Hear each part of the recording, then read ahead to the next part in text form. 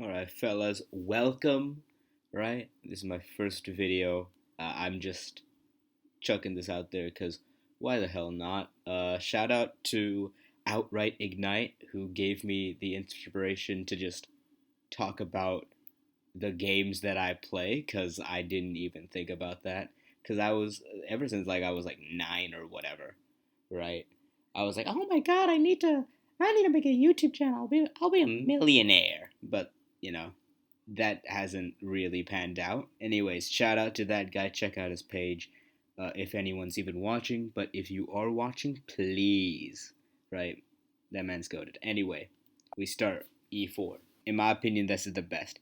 If you're a D4 player, that's respectable. If you're a C4 player, unless you're like 1800 minimum, right? You're weird if you play the English below 1800. Okay, that's what I'll say, right? He replies with Sicilian, right? I hate it. But I've been learning the Alapin, and I know a lot of people hate the Alapin. But hey, look, I hate the Sicilian, so just bear with me, okay?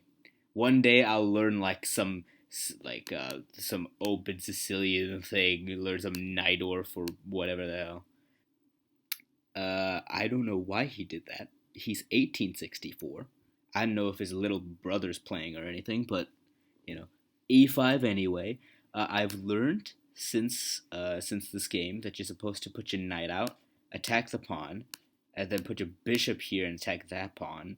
And in some cases, you put the knight out like this, like a fried liver, and attack that pawn, and then bring the queen in as well, right? That's what I've been learning. And I played the right move. I put my knight in the center, attack that pawn, right? He defends it. I put my bishop to here, which I'm not too sure about. I mean, I don't know what my plan is. Just to take, because this ain't even pinned. This ain't even moved up. But this is probably a better square. It just feels right, right? Because these two squares are so weak. Because his first two moves of the game were c5 and e5. Like, you can't, that's so weak. I gotta exploit that. But I was like, nah, just gonna chuck a bishop and attack this knight. Anyway, he takes his knight to defend that. And then I just move my pawn up, just chill, right? Pretty calm game, even though I can check here. I cropped out the evaluation, but it says that castling is the best move. But d3 is second best, so it's good enough, right? It's okay. He attacks my bishop. I just take it because I don't know what my plan was, and as you can see, black is better. Oh, it's even, but like still, right? I lost a lot of my advantage. Now, bishop, right? Just developing, and apparently it's bad because of d5. And then if I take, he takes with the queen, knight's blocked. My best move is c4, and then queen d8 goes all the way back, and then just lets me. And this is better for black. This is much. This is like a point of advantage to black, even though white has more development. I guess because of this weakness, but that's also a weakness. That's probably gonna be a weakness in the future too, I'd imagine. I don't know what's going on. Okay, whatever. All right, something in there. Apparently, Stockfish is going crazy about it, but he just moves his bishop, and we're chilling, right? Mind you, I'm 1394 in this game. This man is like a solid 500 rating points above me. I was destined for failure. Right? I was just destined to die. But you'll see that didn't quite happen. So I just push into the center because why the hell not? Apparently, taking with the c pawn is not good. He has to take with the e pawn, and I'm not too sure what the difference is. If you take back, not even. Strike back in the center. That is the best move. Damn, and then if takes, I'd assume you take with the queen. No, you take this with the pawn, and then it's a very dynamic position, and then you stop the knight from coming in. God damn. Okay, so my opponent did not see that. Neither did I. He just took with the c pawn, and apparently that's just bad because This is just goofy now. Yeah, you could just like take this with the knight. Apparently, this is the only move for white to like keep an advantage, but that's crazy.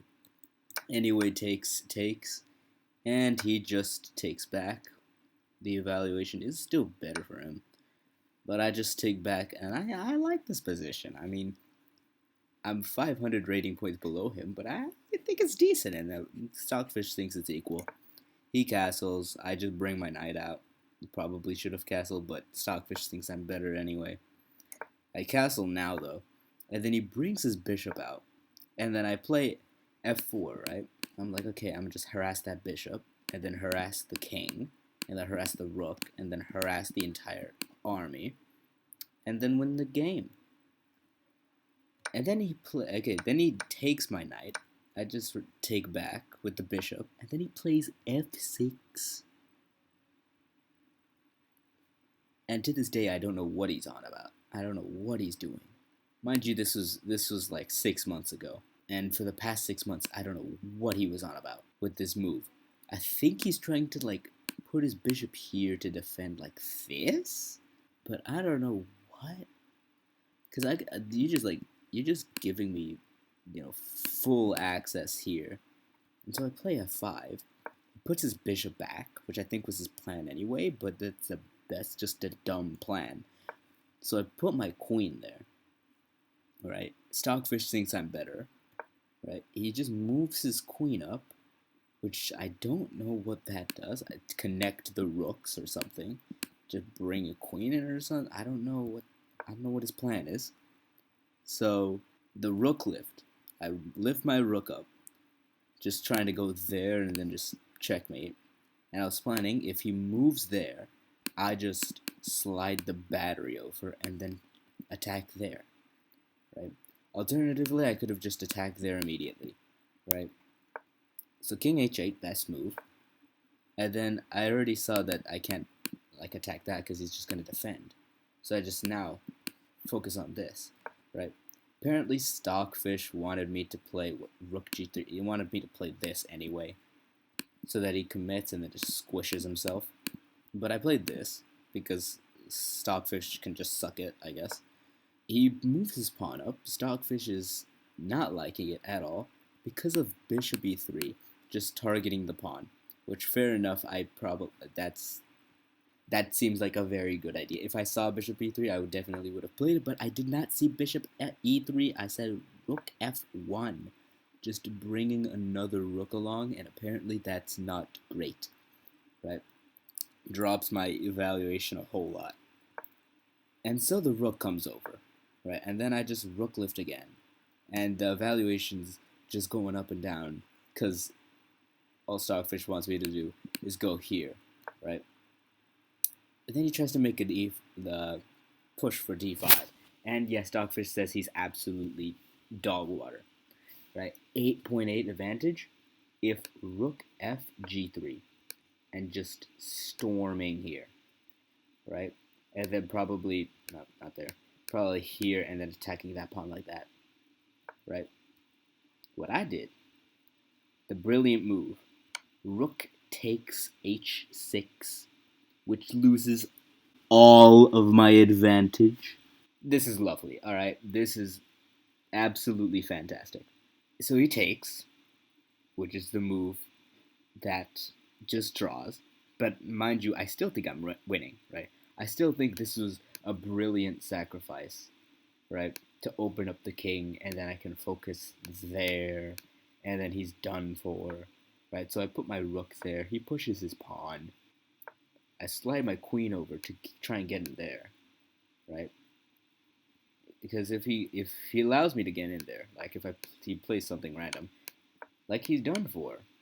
Like this is done for. He is absolutely done for. This goes there, there, there. Mate, that's what I saw. Right? But obviously he's not gonna play something random, but what can he play? Right? And you can see from his time, right? Like this man is taking age. This is a 10-minute game. This man has taken quite a while, ever since my sacrifice, to really think about each move. And then he plays king h7. and then I slide my bishop here. And now he can't stop that. Now here's the thing. We both thought this was completely lost for black.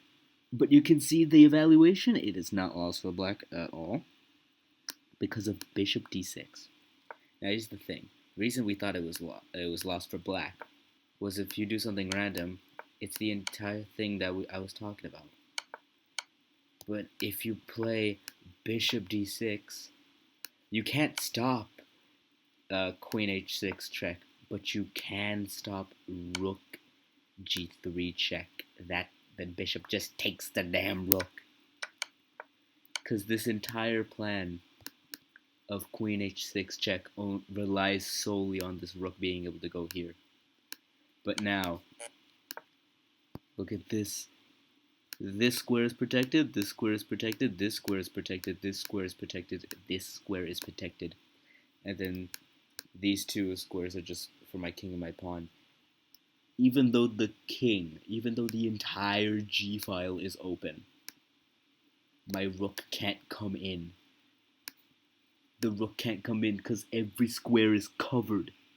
And my bishop can't do anything. It can't go up this g file. I mean, I can't sack my other rook. I mean, this is dead loss. I don't have anything because I already sacked one rook because I thought sacking a rook was good, and I thought I was Gotham chess, but I'm not. So he just stuck there, and this is just dead. This is just dead lost. But here's the thing. He resigned in this position. He resigned in this position. He thought he was completely lost, but he wasn't. But hey, I'll take the W anyway. That was like 15 rating points. Hell yeah, easy.